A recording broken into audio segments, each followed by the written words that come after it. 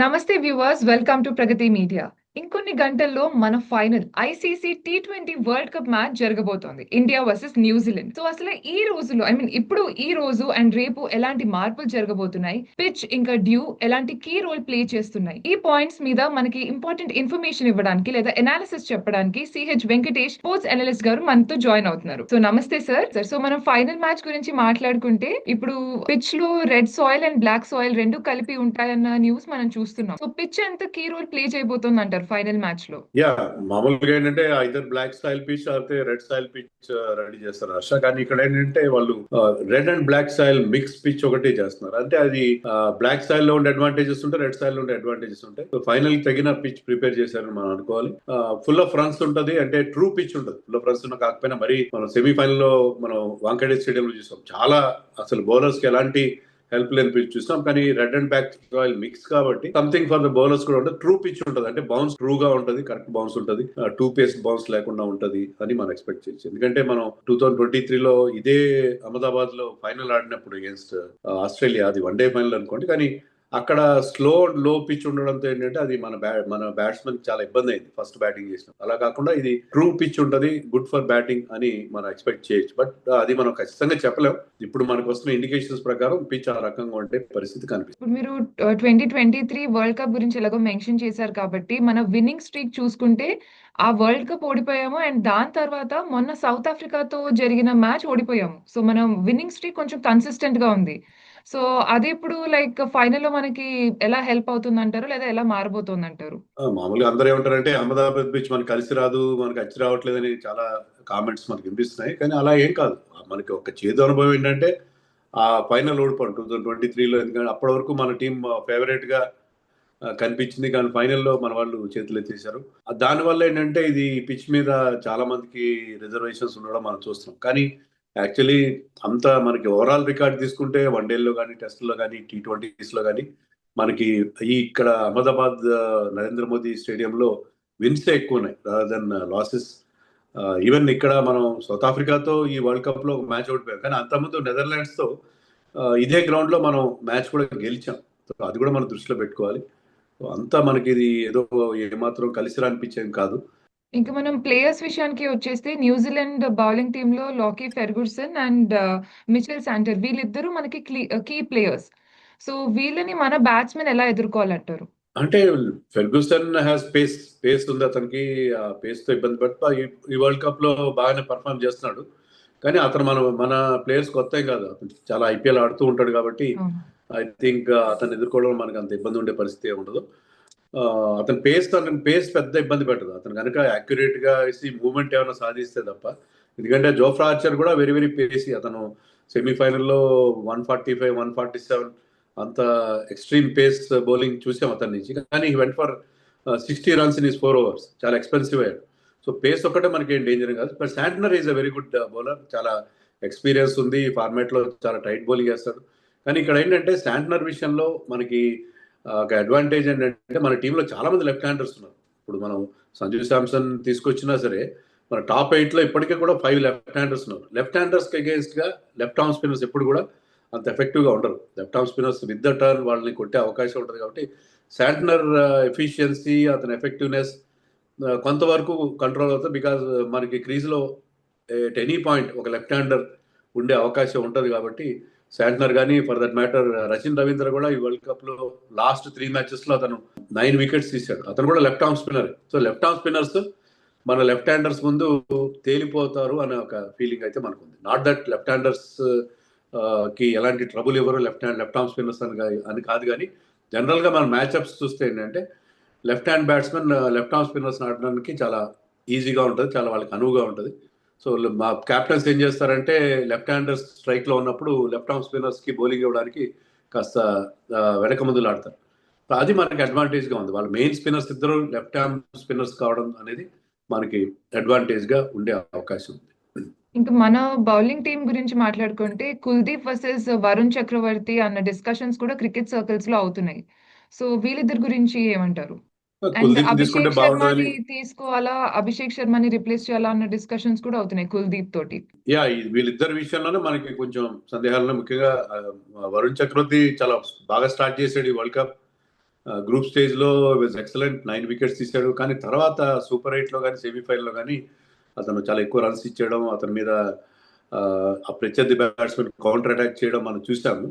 But Varun చక్రవర్తి కూడా తన బౌలింగ్లో కొన్ని మార్పులు చేసి తన యూజువల్ స్టైల్లో బౌలింగ్ చేస్తే ఈ can still be very effective అని అనిపిస్తుంది. కుల్దీప్ యాదవ్ కంటే కూడా కుల్దీప్ యాదవ్ సడన్ గా ఫైనల్ కి పిక్చర్ లోకి తీసుకొచ్చే బదులు వరుణ్ చక్రవర్తిలోనే ఆ కాన్ఫిడెన్స్ చూస్తారు.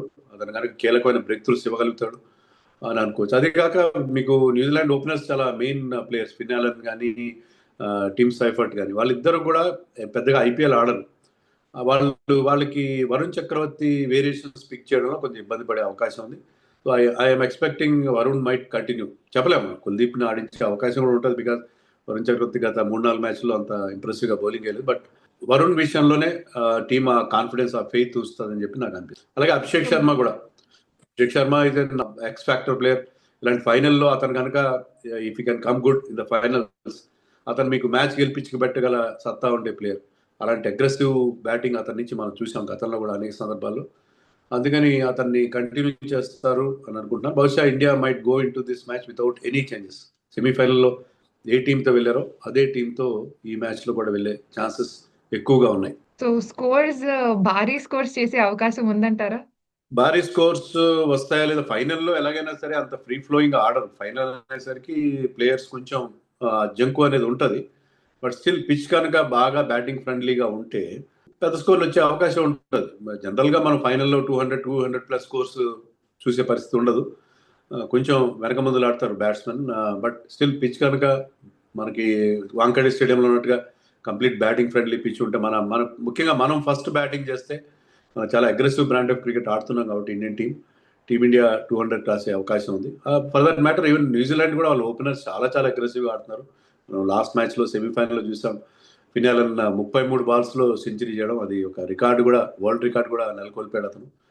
ఆ నేపథ్యంలో 200+ వచ్చిన ఆశ్చర్యం లేదు. జనరల్లీ స్పీకింగ్ ఫైనల్ లాంటి ఒక క్రంచ్ మ్యాచ్లో పెద్ద స్కోర్లు సాధారణంగా రావు, ఎంత బ్యాటింగ్ పిచ్ అయినా కూడా. ఇట్ కుడ్ బి 180-190 ఉండొచ్చు ఫస్ట్ బ్యాటింగ్ చేసే టీం అని ఎక్స్పెక్ట్ చేయొచ్చు. అది వాళ్ళు they should be happy. 190 first batting team 190 కనుక చేయగలిగితే they will feel happy. So ఇప్పుడు మనం బ్యాటింగ్ గురించి మాట్లాడుకుంటే ఇండియా ఫస్ట్ బ్యాటింగ్ చేస్తే మనకి ఎక్కువ ఛాన్సెస్ ఉన్నాయి విన్నింగ్ కి అని మీరు ఇంతకు ముందు వీడియోలో కూడా చెప్పారు. సో కానీ ఇప్పుడు క్రికెట్ ఫ్యాన్స్ మధ్య డిస్కషన్ లేదా సర్కిల్స్ లో డిస్కషన్ ఎలా ఉంది అంటే డ్యూ ఫ్యాక్టర్ వల్ల సెకండ్ బ్యాటింగ్ కి వెళ్తే బెటర్ ఏమో అన్న ఒక డిస్కషన్ కూడా నడుస్తుంది. సో దీని గురించి ఏమంటారు? అంటే it all depends on pitch conditions. ఈ రోజు నైట్ కూడా బహుశా మన ఇండియన్ టీం నైట్ లో ప్రాక్టీస్ చేస్తారు.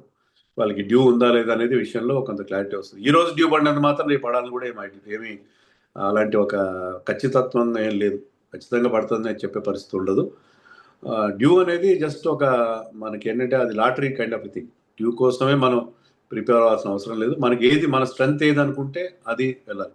ఒకవేళ ఫస్ట్ బ్యాటింగ్ చేయాల్సి వచ్చినా డ్యూ పడుతుంది, నెక్స్ట్లో బౌలర్స్ ఇబ్బంది పడతారు అనుకుంటే మీరు అనుకున్న స్కోర్ కంటే ఒక 20 రన్స్ మార్జిన్ ఎక్స్ట్రా పెట్టుకోవాలి, ఎక్స్ట్రా రన్స్ చేయాల్సి ఉంటుంది. సో ఏంటంటే జనరల్గా ఈ వరల్డ్ కప్లో మనం చూసింది ఇండియా ఫస్ట్ బ్యాటింగ్ చేస్తే వాళ్ళు మంచి స్కోర్ బోర్డు మీద పెట్టడం, దాన్ని డిఫెండ్ చేసుకోవడం మనం చూసాం. సో అందుకని అందులో ఫైనల్లో ఎంత చిన్న స్కోర్ అయినా డిఫెండ్ చేసుకునేటప్పుడు ఆ డిఫెండింగ్ టీం మీద కాస్త చేజింగ్ టీం మీద కొంత ప్రెషర్ ఉండే అవకాశం ఉంది. So chasing in the final, in the big final could be tricky. అందుకని ఆ ట్రికీ సిచ్యుయేషన్ అవాయిడ్ చేయడానికి టాస్ గెలిచిన టీం ముందుగా బ్యాటింగ్ తీసుకున్న ఆశ్చర్యంగా లేదు. ఎందుకంటే అది పిచ్ కండిషన్ బట్టి కూడా ఉంటుంది. ఎందుకంటే లాస్ట్ టైం కూడా మనం చూసాం, ఇంగ్లాండ్ ఫస్ట్ బ్యాటింగ్ తీసుకోకుండా మనకు బ్యాటింగ్ ఇచ్చారు. సూర్యకుమార్ ఏం చెప్పాడంటే నేను టాస్ గెలిచిన బ్యాటింగ్ తీసుకుని ఉండేవాడిని చెప్పాడు. సో అలాగే ఇండియా ఒక ఇంపోజింగ్ స్కోర్ బోర్డు మీద పెట్టగలిగింది ఫస్ట్ బ్యాటింగ్ చేసి, ఆ బ్యాటింగ్ ఫ్రెండ్లీ ఫ్లాట్ పిచ్ పైన. అలాంటి ఫ్లాట్ పిచ్చే ఉంటే ఇక్కడ కూడా క్యాప్టెన్స్ ముందుగా బ్యాటింగ్ తీసుకునే అవకాశాలు కనిపిస్తాయి. సో ఇది last to sum up this ఒక ఫైనల్ క్వశ్చన్ ఏంటంటే మనం లాస్ట్ వరల్డ్ కప్ అక్కడ ఓడిపోయాము. ఐ మీన్ 2023 అది ఆల్రెడీ డిస్కస్ చేసాము. ఆ టీమ్ వర్సెస్ ఇప్పుడున్న టీం చూసుకుంటే Suryakumar Yadav is the player who is there in this season also. So pressure ఎలా ఉండబోతోంది మన టీం కి? ప్రెషర్ రెండు టీమ్స్ మీద ఉంటుంది హర్ష, ఖచ్చితంగా ఉంటుంది. ఇండియాకి ఏంటంటే ఇండియా గత 2 ఏళ్లలో 2024లో మనం T20 వరల్డ్ కప్ గెలిచాం, 2025లో మనం ఛాంపియన్స్ ట్రోఫీ, మరొక ఐసీసీ ట్రోఫీ గెలిచాం, ప్లస్ ఏషియా కప్ గెలిచాం. సో ఇటీవల కాలంలో మనం రెగ్యులర్ గా ఈ ఫైనల్స్ గెలుస్తూ ఛాంపియన్షిప్ సాధిస్తూ వస్తాం. సో మనకి ఆ పాజిటివ్ వైబ్స్ ఖచ్చితంగా ఉంటాయి. న్యూజిలాండ్కి ఏంటంటే వాళ్ళు ఫైనల్స్లో ఓడిపోవడం అనేది ఒక రెగ్యులర్ ఫీచర్ అయిపోయింది. 2 వన్‌డే వరల్డ్ కప్ ఫైనల్స్ 2015, 2019 ఓడిపోయారు. 2021 T20 ఫైనల్ కూడా, వరల్డ్ కప్ ఫైనల్ కూడా ఓడిపోయారు. అది ఛాంపియన్స్ ట్రోఫీలో సరిగ్గా ఏడాది క్రితం మార్చ్ 9, 2025లో మన ఇండియా చేతిలోనే వాళ్ళు ఫైనల్లో ఓడిపోయారు. సో ఫైనల్లో ఓడిపోయే ఫోబియా ఒకటి ఉంటుంది. ఫైనల్ అనగానే వాళ్ళకి కొంచెం మనం ఎలాగైతే అహ్మదాబాద్ గురించి నెగిటివ్గా ఫీల్ అవుతున్నాం, వాళ్ళు కూడా ఆ నెగిటివ్ వైబ్స్ ఉంటాయి. ఎందుకంటే ఫైనల్స్ మనం రెగ్యులర్గా ఓడిపోతున్నాం, మేజర్ ఫైనల్స్ ఏం గెలవలేదు. 2000 తర్వాత they have not one any ICC trophy in white ball cricket. WTC final గెలిచారు మన మీదే 21లో. బట్ అదర్వైజ్ వాళ్ళు రెగ్యులర్గా వాళ్ళు వైట్ బాల్లో సెమీస్లో కానీ ఫైనల్లో కానీ ఓడిపోవడం మనం చూస్తాం. ఆ నేపథ్యంలో ప్రెషర్ వాళ్ళ మీద ఎక్కువ ఉంటుంది మన మీద కంటే అని నేను అనుకుంటున్నాను. Okay. Thank you so much sir for joining us today. So viewers చూసారు కదా, మీకేమనిపిస్తుంది? మీ ప్రిడిక్షన్స్, మీ అనాలిసిస్ ఏంటో కామెంట్స్ లో మాకు తెలియజేయండి. Stay tune to Pragathi media. Thank you.